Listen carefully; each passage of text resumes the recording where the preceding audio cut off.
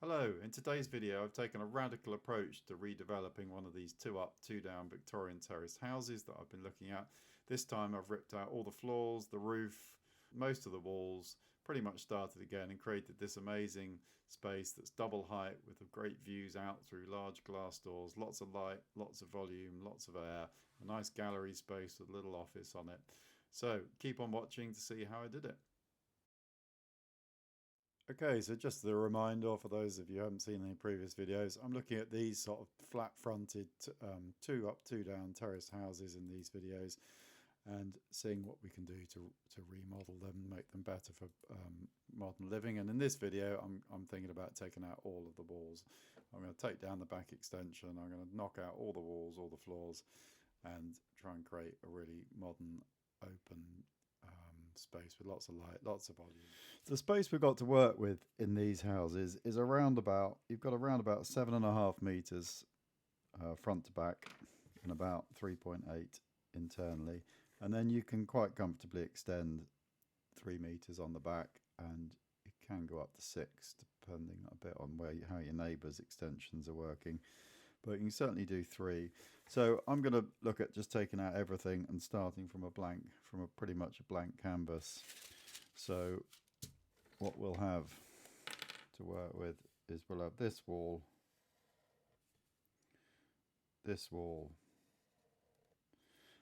and sort of the front wall. So even that is up for grabs. So I'll just draw that in a thinner line. And we've got the garden walls at the back here, and we've got the backs of the other houses to give us our sort of line to extend 3 meters.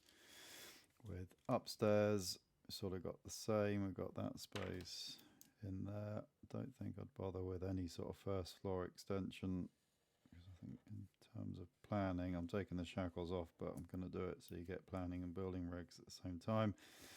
And you've kind of got the front wall, but you can move a window around. Let's draw in those walls there.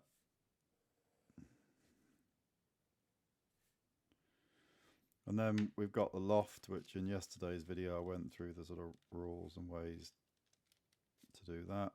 So just draw that in a very thin line because that's a little undefined at this moment. Although really we've got the side walls, but I'll worry about that later. So that's our shell. We've then got some height to add to that in terms of a section.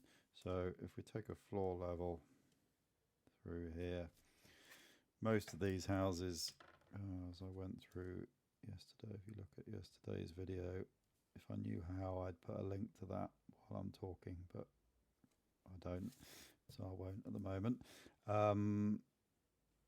You've got that kind of space there, and we've got the same distance here, 5.4, 2.7. So floor to floors are about 2.7. So, and then in the middle of that, 7.5, 3.75, about here, and just draw in that line and that line, and then I think you've got probably, I'm going to be not too kind to myself, about 2.3 meters. I think is, you sometimes find more, you sometimes find a bit less.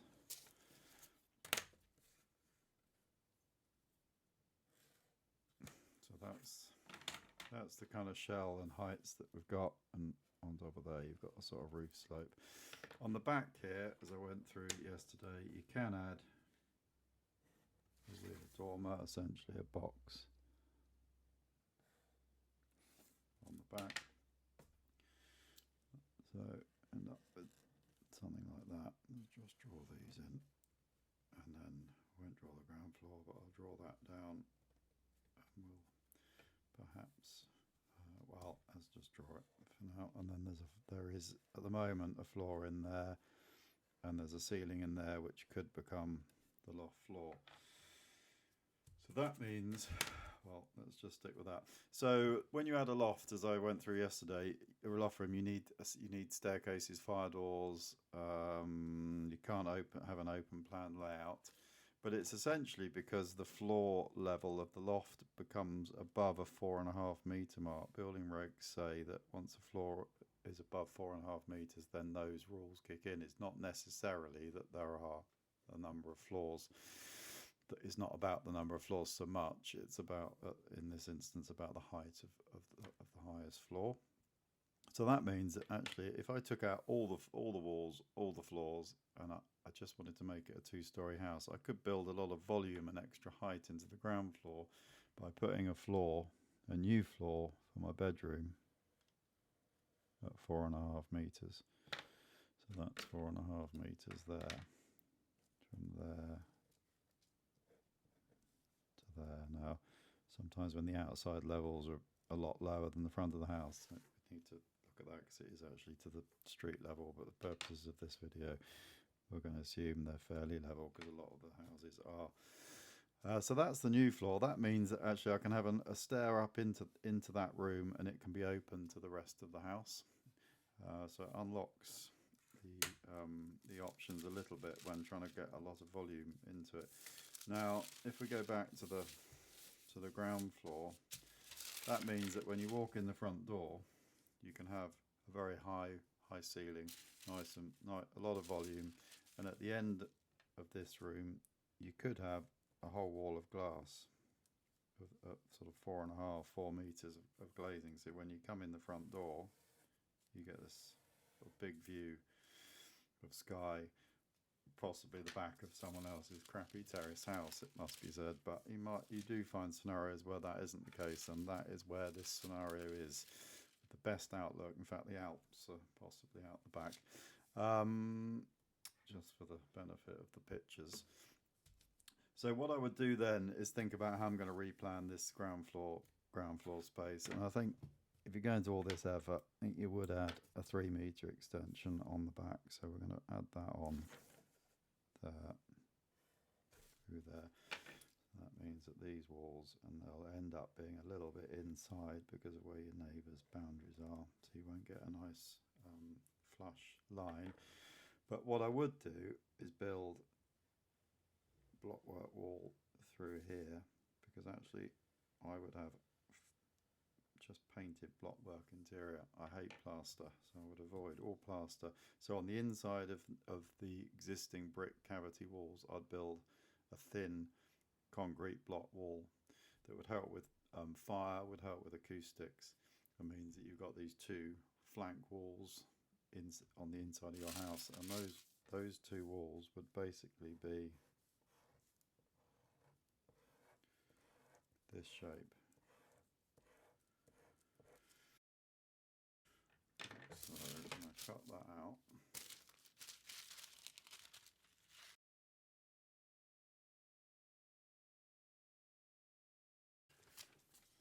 Right, so I had a bit of a rethink. Actually, I need to add the extension on the back. So if you imagine a terrace house is really just a series of thin walls with a front and a back and some floors in between. So I'm going to build 2 walls in concrete blocks, and that would be my internal finish that I would paint. And that would be the side profile. So that's the rear extension, that's the dormer at the top, and that's the front of the house. And you get 2 of those, so you get 2 nice clean walls that sit just there. Let's put that on camera. It's kind of difficult to do this with a top-down camera, but that's the two flank walls that I'm gonna use to build a house between. So that out of the way, what I'd start doing is working out a stair, and I've worked out a stair actually before I started the video, which is the one bit I did do. And I think what you'd want to try and do is move the kitchen to the back of the room, as far back as possible, to maximise the space at this end, which could mean that you don't need to add that extension. That extension could actually be a glass veranda, just a covered outside space, and the glazed doors would be here. Could sort of depend on a little bit on budget. I know I said I was kind of a bit mad, but and not worrying about budget, but I sort of can't help myself sometimes. So I think when I come in the front door, you'd want a sort of entrance lobby. So I'm going to say the entrance is on this side. You want a bit of an entrance lobby, maybe a downstairs toilet, certainly somewhere to put coats, then a kitchen, a staircase, and then just to have a big open plan living space that's got this really tall high ceiling. So if I did that, I think I'd come in about 1.5 meters. And a stair, you can get a small stair to go up for this kind of house in about 1.5 meters wide. And I'll show that stair now on the screen. And so that stair is about 1.3 deep. I'll draw it at 1.4. So basically you get a stair that will sit in there. It's a sort of winding staircase. Now I think you could put the stairs going up that way or this way, and whilst going up that way gives you cupboard space in the hallway, which could be a benefit. I think going up that way means the stair is less far into the room, so it keeps it nearer the front of the house. So thus in this instance that's what I'm going to do, but you could kind of do both, I think. And so that would go up round like that to there, and you'd end up with, well, we got 2 steps, so 1, 2, and then a series of winders. Not quite drawn enough in there. There's one there, and then that would be under here. So you could end up with an understair cupboard in here, in that space. I think I'd put a wall in there. So the front door is going to be here. Then you could potentially squeeze a toilet in there. If not a toilet, a sort of laundry, sort of washing machine room, a laundry room kind of thing. I'm going to draw it as a toilet, whatever. Toilet here, small basin, and we have a little pocket door. Then we've got a space here before the stair starts, which if you didn't make that a laundry room, you could put the washing machine in there. I think just with open plan spaces, they're good to get them out of the room. Now that stair that I showed you is 725 wide, which lines up perfectly. 725 is a good width for get a washing machine in comfortably.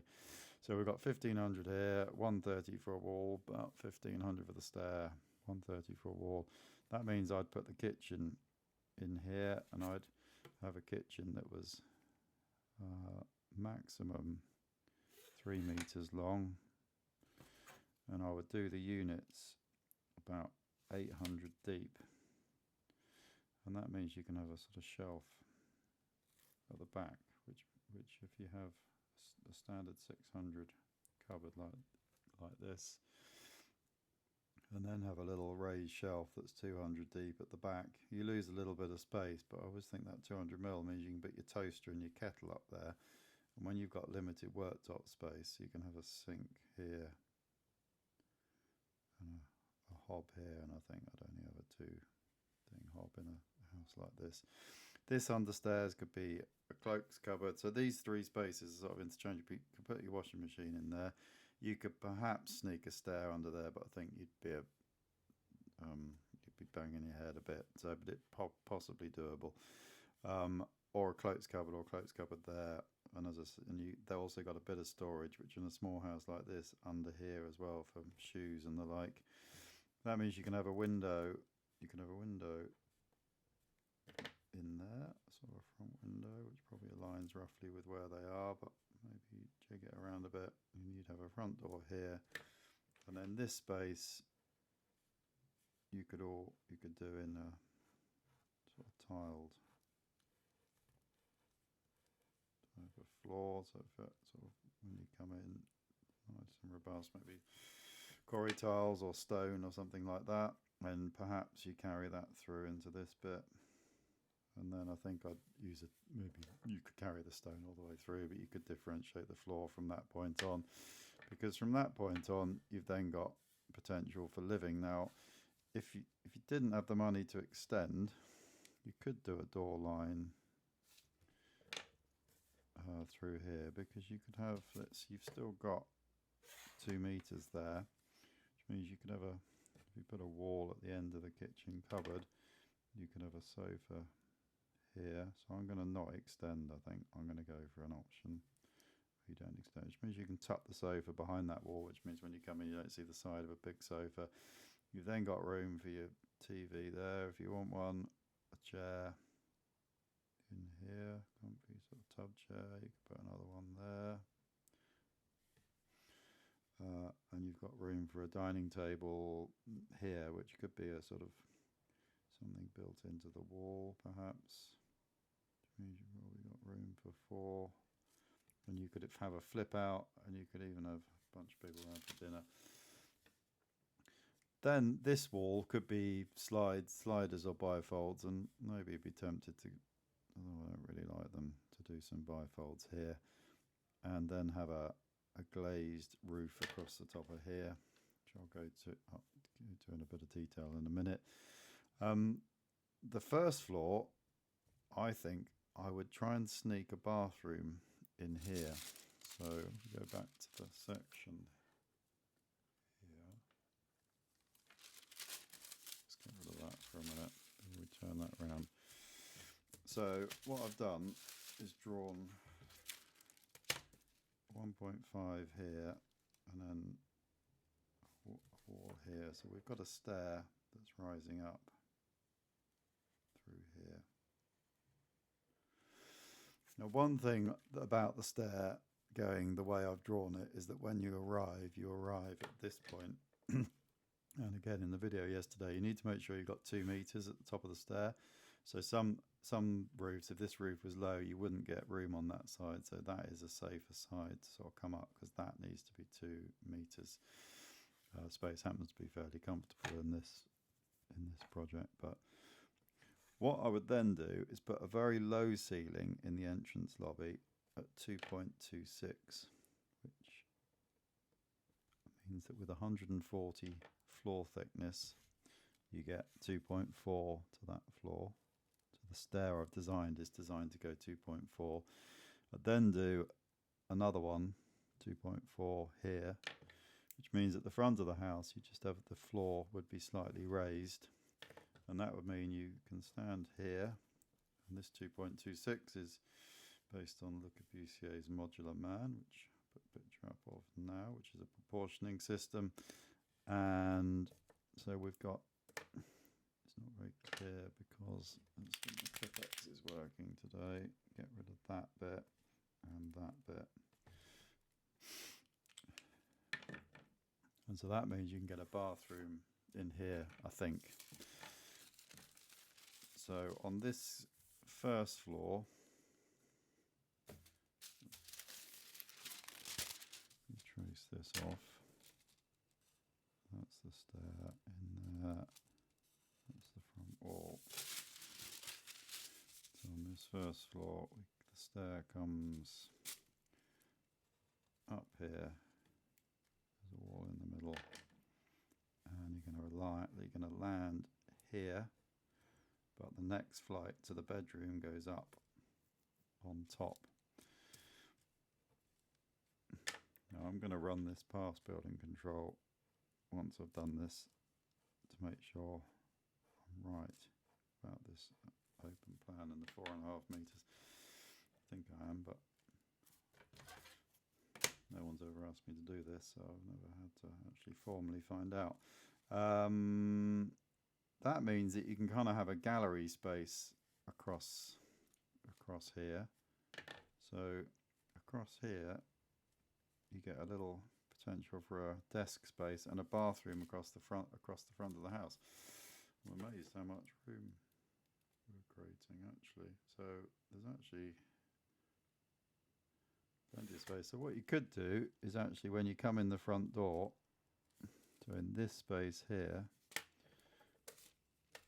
that's a double height space right up to the underside of this floor here, underside of that. And you could put a roof light over that, I suppose, and bring some light down if you wanted, or a window on the front. But importantly, it means you get a really good size, well, all things are relative, you get a decent sized shower room, certainly not cramped. So you could have a shower, say, there. You could have a window, maybe lining up with the one above. And never quite like a basin in front of her, but you could put the basin on there, because that's a solid wall. So that way you could put a kind of internal window between the two, and then the loo can sort of sit here, and we could use a pocket door, but I'll draw a normal one just to make that work. And then you get a nice little desk space here on a gallery. So in this section there's a gallery in here. There's something over the top of that.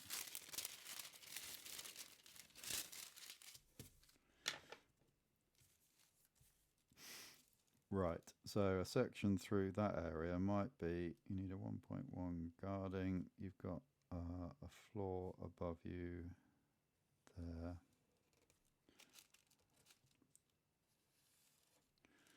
Bit of a downstand, that's got a ceiling on there, and the roof is up there somewhere.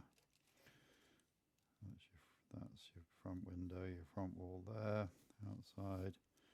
There's a glass roof here, so you can stand up on here. That's the bathroom. There's a little desk, and you can look down into that space there from your office. It's all sounding a bit too good to be true. Usually, something crops up, but we'll see. So you've got that really nice little space there as you go up the stairs, and then we go up again. Now I'm just thinking that you could actually fix this for fire eggs anyway, because you could actually just have some sort of door in here that would close the stair off and make it come down into entrance hall. So it's gonna work. And if you might need, if the fire eggs were a problem, which I don't think they are, but if they were, a glazed fire-rated glazed screen between the study gallery and that space, which wouldn't be the end of the world. You could still see through it. And the house I showed yesterday in the video about lofts has exactly one of those. So that means this space is your living room and kitchen below. And then when you go up again, there's that little bit of stair that I've traced. Here we go. When we go up into the loft, we're going to have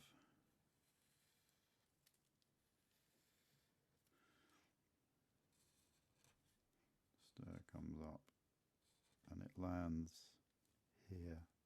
So yeah, just draw the wall there for the stair. I've sort of drawn a spine wall on the stair. I've drawn too many steps there.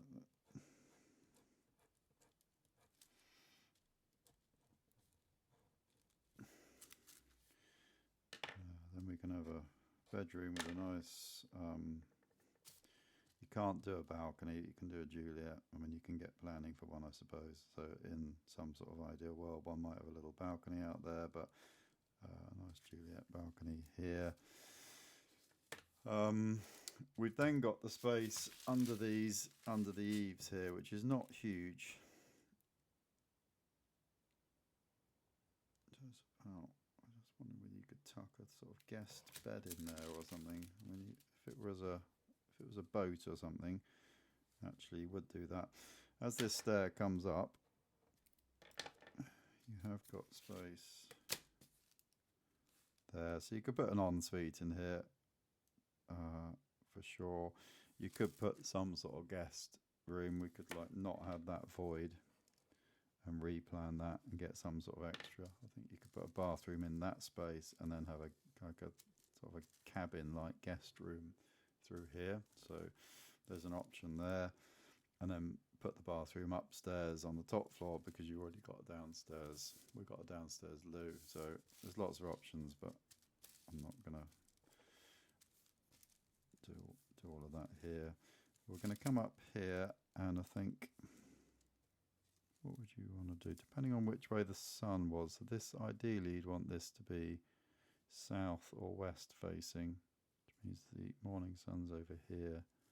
So you're not going to get, but your evening sun is north, east. Overeat, shredded wheat. That way. Have I done that right? No. Sorry. That way. If you're going to do it that way. So actually you'd want this to be north, that to be south. Never eat shredded wheat. Yeah, so you get evening sun into your balcony here, which means you might want to think about where you put your bed. And if that were south facing, then your morning sun's here. So that's what I was trying to get to. Is I would put the bed on that wall, I think. It depends a bit on what the view of the Alps was from this house, whether it was that way or that way, as the way you position the bed. I think that's important because actually you got potential then for fitted cupboards all the way down one side. That's why it matters. Otherwise, you can do either way. I then have this little sort of funny guest room in here, and if you could get 1.5 there, you could sneak a bed in, a long bed into the eaves there, which is raised because this floor level is a foot off the ground, so the mattress would sit up there. So you'd also raise this little bit of floor, but the bed could then sit in there. You could have a door fold back there, have a little cupboard. Yeah, potentially a cupboard in this space here, I think, because you're going to have enough headroom to be probably from. There's the 1.5 line. So 1.5 actually is. Yeah, so I mean it's a little cabin, isn't it? So actually you could have a cupboard storage space there, or you could leave it open at the end of the bed. Yeah, let's do that. So a little wall there, a little closet there, and you can sneak up there and get stuff out. So it could become a good storage room, but you could also have a bed with your feet at that end because this is the high end. And then you don't necessarily need a door to the bedroom, but you could get one in, and you could put a loo in there if you want to do a loo and a basin, like so.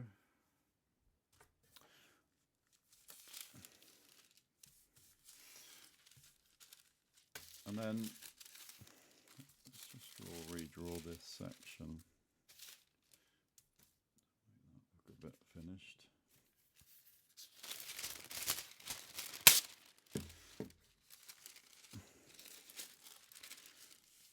Right. Let's draw a section through that sort of centre, a bit like I did just now. So we've got the floor in here with the gallery, and we're going to have a wall there because you've got a bathroom. So I'm going to draw this section sort of through the middle of the house. So I'll draw it through that wall there. So there'll be a wall there up to a floor there. That'd have a window in it. I think you'd try and get a window in there. And you could join those windows externally so it didn't actually look sort of weird, because it's going to be part of a terrace. And then you'd have a floor in here, because you're going to draw that through the middle of there. You'd have a bit of an upstand and a window there. Bit of a downstand, because you probably have a steel in there, although you could do a completely flat flush, no downstand, because you could put the steel up in this area. You can go 4 meters under permitted development, down to 3 for the eaves. So you could do a lean-to glazed veranda space there. Through, maybe carry that down to the garden walls here. So let's just check the height of someone, because it can be a bit misleading. So a person is this kind of height here, like so. So that same person can also stand up there. And we've got a balcony, balcony there. So this person is also up here.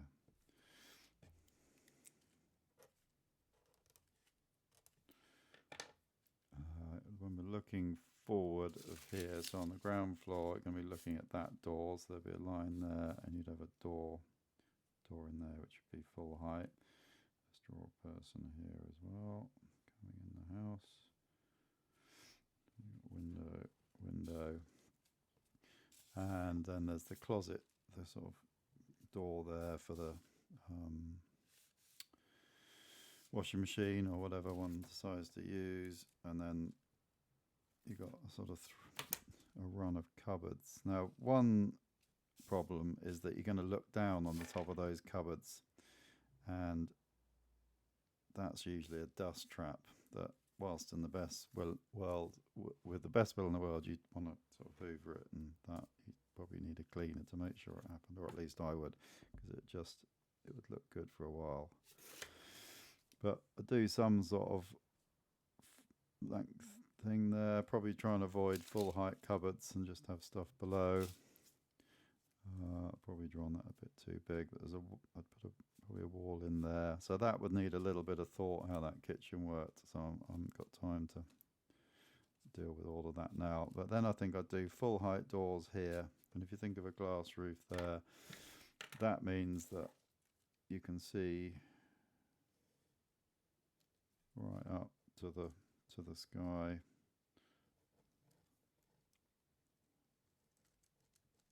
Here, and even this person, when they come in the front door, which I always think is an important sort of view when you come in the front door of your house, and being able to see right through, you'll be able to see from there all the way, so the bloom would need to move to here. But you'd still be able to see it even from the back of the house, because you've got this full height wall of glass at the end. And then the bedroom space up here, you're going to end up with a, have a look at that. You'd end up with if you wanted a loo in here, sort of toilet door, and then the bed would be raised up on a platform there. You could have a roof light over the top of that. So you can lie in bed and look out there. Got some good views out. This space out here, as I say, you could extend if you want to do, or it could just be a really kind of good outside space. You could have an outside kitchen down there, which is, I've been cooking under my veranda this week because it's so hot, so sort of nice to be outside.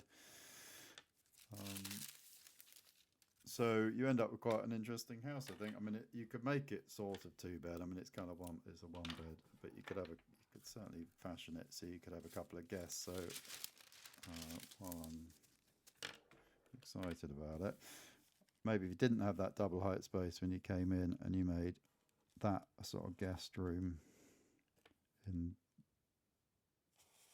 there, you could do something across there. You could have a door there, and then you could get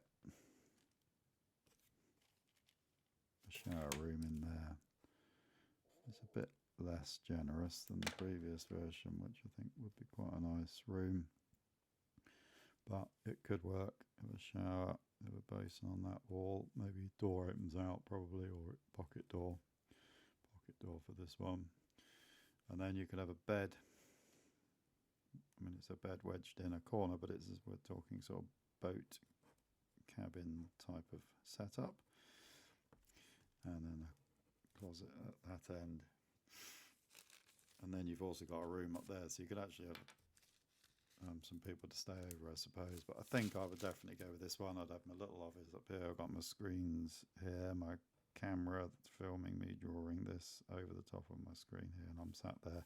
I can look down, and the only thing I'm unhappy about in this design is looking at the top of that kitchen. And you could just do a low countertop, but I think you'd struggle for storage, so that needs a little bit of thought.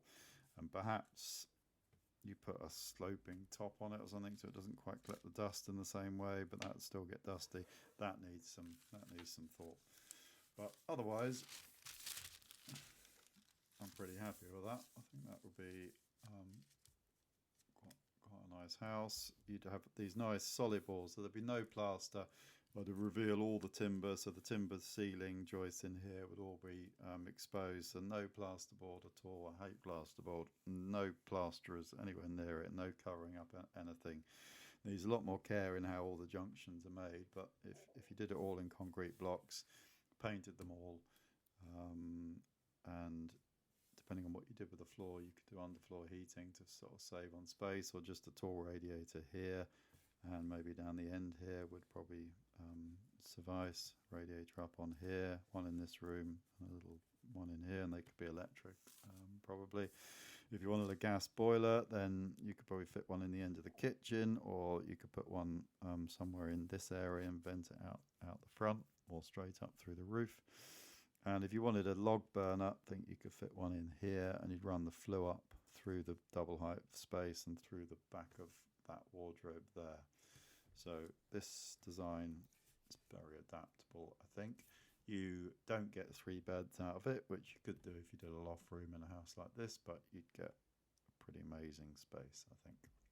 Okay, hope you enjoyed that. Thank you.